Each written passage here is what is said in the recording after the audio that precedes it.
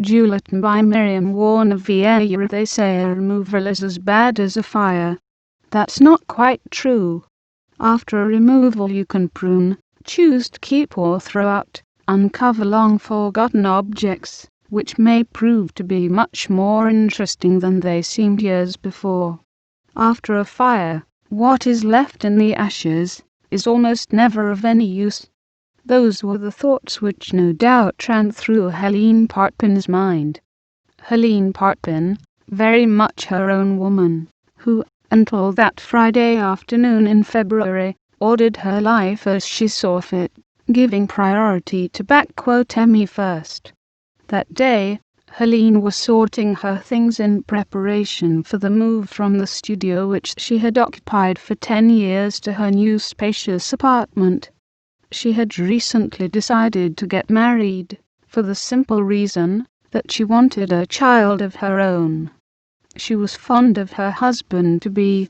He was 10 years her junior, a handsome athletic man, 6 feet tall, 80 kilos, gentle as a lamb. She was his superior financially and intellectually. Too independent by nature, she could not have tolerated a husband who would dominate her, make the decisions, and take the lead. A green cardboard folder, bleached by time and the sun, slid out from a pile of books she was about to stack in a box already half full. She picked up the folder. It had nothing written on it, and she had no recollection of its contents. Helene sat down to rest a few minutes, and opened the cover. Mechanically, she leafed through an old dog-eared exercise book and the few odd sheets of paper which were in it, and then she began to read. The document, covered with an irregular handwriting in black crayon, was in the form of a diary. Tuesday, August the 22nd, 1961, 4:00 p.m. Born 25th of December, a day of rejoicing, in a small village on a little island in the Caribbean. I was, by virtue of this fact, conceived one night in Lent, a period of fast and abstinence. Contrary to popular belief, which attributes a definite ascendancy to the signs of the zodiac prevailing at the time of one's birth, in my case, it was the date of conception which must have influenced my personality traits and the course of my life.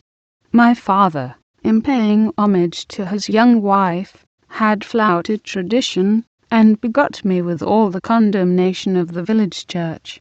At birth, then, I was already a victim of the elements, not to mention 3 centuries of our people's history which my frail shoulders were to inherit. The idea of writing came to me this morning as I was distractedly thumbing through a half-used exercise book which had fallen out of a school bag. The exercise book belonged to a little girl who might have been my daughter, my child. Alas, I have no children. I have no parents, no friends, not even a name anymore. But that is not important. It was only a borrowed name, and I fear I have forgotten it. My real name I have never known. It was erased from the register of time. Here, they call me the madwoman, not very original. What do they know about madness? What if mad people weren't mad? What if certain types of behavior which simple ordinary people call madness were just wisdom? A reflection of the clear-sighted hypersensitivity of a pure, upright soul plunged into a real or imaginary affective void. To me, I am the most lucid person in the house. Even though on certain bitter days, I am filled with rage, when I hear Delia boasting about our husband's prowess in bed. She is so spiteful. Here she is again today, with her friend Binta, in the courtyard, right under my window, and to make sure that I don't miss a single word of their conversation they are speaking French. My dear Binta, Mamadou is extraordinary, not at all like those men who take their pleasure and leave you unfulfilled. He is even sensitive enough to make sure I am really satisfied, and then Binta, who has all the appearances of a frustrated woman, is seized with a paroxysm of false laughter, full of hypocritical has. I open my shutters abruptly. One of them knocks off Binta's wig, freezing her laughter into an exclamation of astonishment and exposing her dull, dirty hair rolled up in little patches which have not seen a comb for several months. And Vieyra seizes the opportunity to give vent to her usual volley of abuse directed at me. Binta shamelessly replaces the tangled black mane which she wears on her head for hair. Everything about her beckons careless neglect. Her nails, long and dirty, are covered with chipped nail polish, as vivid as the black dirt that shows through beneath. Her shoes are stained with grease. From in front jut toes whose ingrown nails have traces of varnish which once must have been the same color as the polish on her fingers. From behind protrude heels cracked like the earth in the dry season. Her shiny babu and her jewelry would have been more suited to an evening out. Although she is too fat, she has a lovely face with regular features and a gentle look. From her mouth she takes her soku which she had been rubbing idly against her already clean teeth, and spits a long stream of saliva through the space in her incisors. She feels sorry for me. You can see it in her eyes. They are filled with compassion. She smiles at me. At least I think she does. Caught up in the story, and as if spellbound, Helene settled herself comfortably in an armchair to continue reading. Midnight. Sleep would wait. Why hadn't she felt any curiosity to read the diary before? What unforgivable negligence. A very bad habit acquired some time before. She always put off reading anything she thought might be boring. Thus she had totally forgotten this notebook. When they had given it to her, she'd thought it a completely disjointed tale, incoherent ramblings. After 2 pages, she saw that the story interested her, and that she was eager to read it right through. Once again, she had been a victim of her prejudices. I am going to have to change, to learn to trust others, especially my future husband, Helene thought. She scratched her head, took out a hairpin which had been sticking in her scalp, then went back to reading her story. And Vieyra is foaming with rage. She continues to gesture in my direction, jangling her numerous gold bracelets, one of the many reasons for the chronic shortage of money we have been suffering for the past 2 years. The hatred she feels for me is evident, but inexplicable. I watch her, without understanding what she is saying, too preoccupied with my own thoughts. She is not as pretty as her companion, with a flat nose and a mouth that is too big, but she takes more care of her appearance. Her braids are regularly redone. Every day she takes endless baths with all sorts of dubious ingredients acquired from the marabout, and aimed at keeping our husband permanently in her bed. Not to mention all the perfumes from East and West which she blends into the curry that she uses for her room and her clothes. Her nail polish scarcely has a chance to chip, for even the glass of water to quench her thirst has to be brought to her. She does not hesitate to call the maid, ask her for water, even though she is just sitting there idle, or doing nothing better than looking at her corpulent body sprawled on her bed, or overflowing in a chair.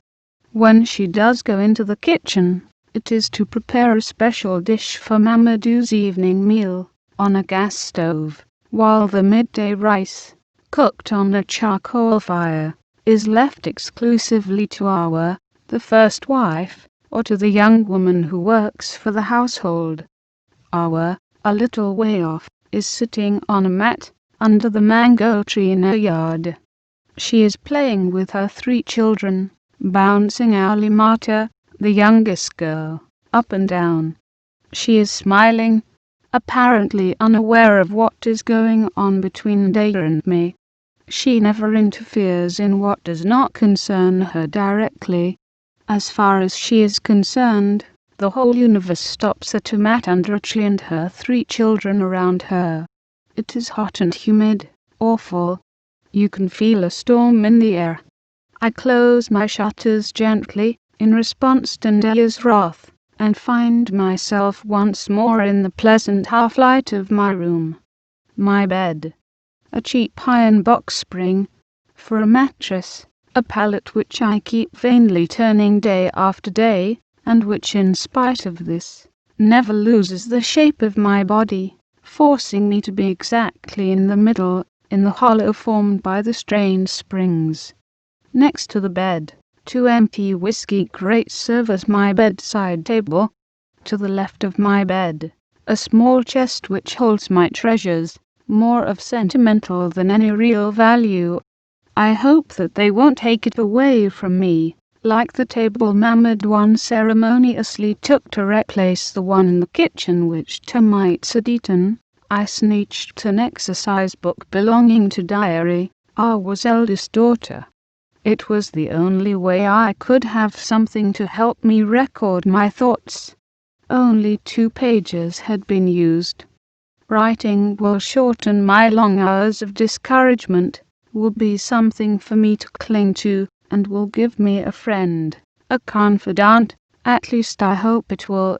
However did I fall into this well of misery, where my body has been lying for years, while my rebellious soul wears itself out in useless attempts to revolt, which leave me even more broken, more defeated than ever.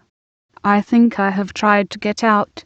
My fingertips still remember the smooth clay of the walls which my hands reduced to powder, grasping for something solid to cling to, until I was drunk with exhaustion.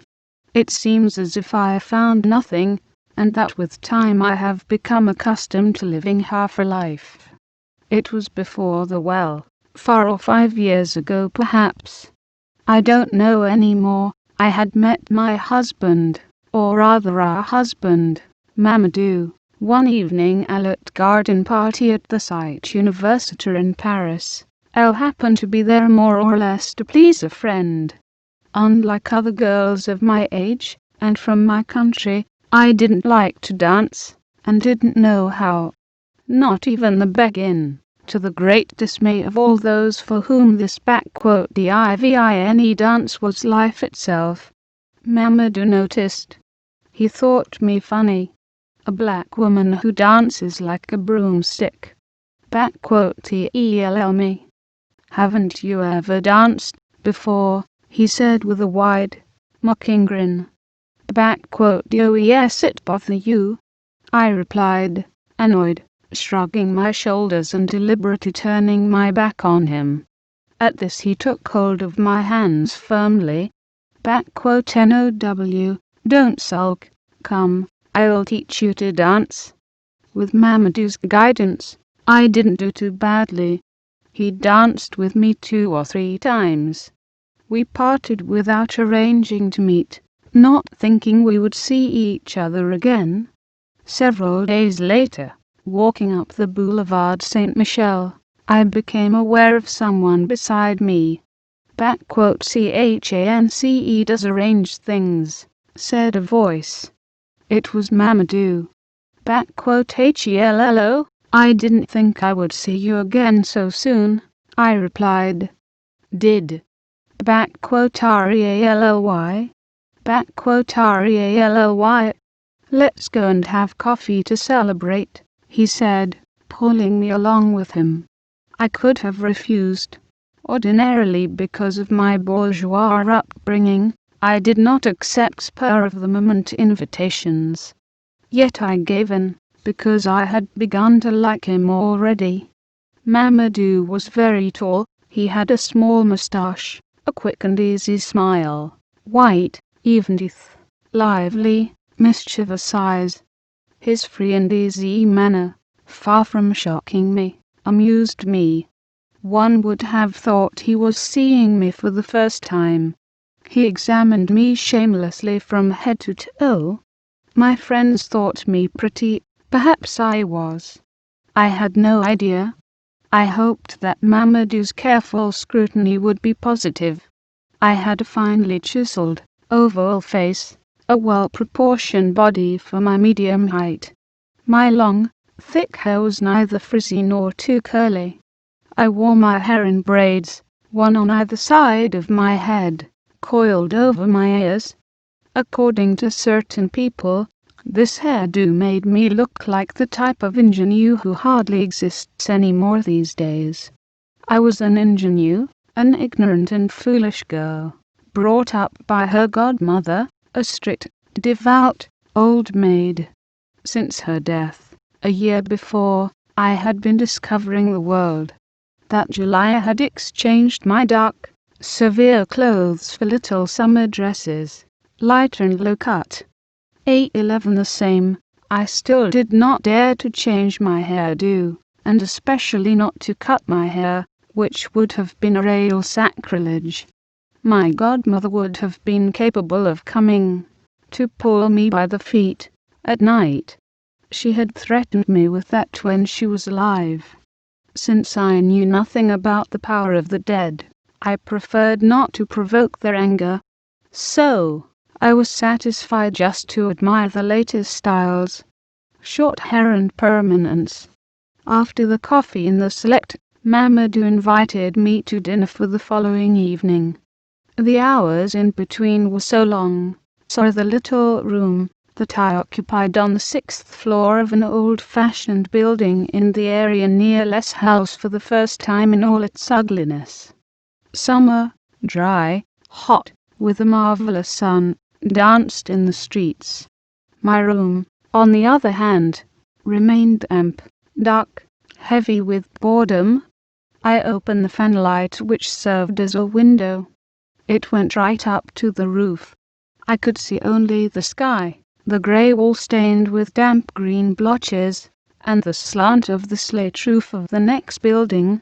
Here and there the uniform colour of the slate was broken by a red brick chimney. I was really alone. I had nowhere to go to exchange ideas, simple pleasantries, which fill up the time. All my friends had left Paris for the holidays. As for me, I was too stone broke, after buying my summer dresses, and I also had to think about a new coat for the winter. I went to bed quickly, without eating, to shorten the hours, and to dream of the next day's dinner with Mamadou. It is too dark to keep on writing. I opened my shutters again, softly. Binta, her wig and her friend Vieyra have gone back into the drawing room.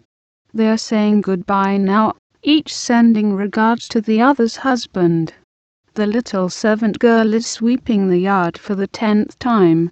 The moment she seems to be having the slightest bit of rest, if there is nothing else to be done, and Vieyra asks her to sweep up the yard.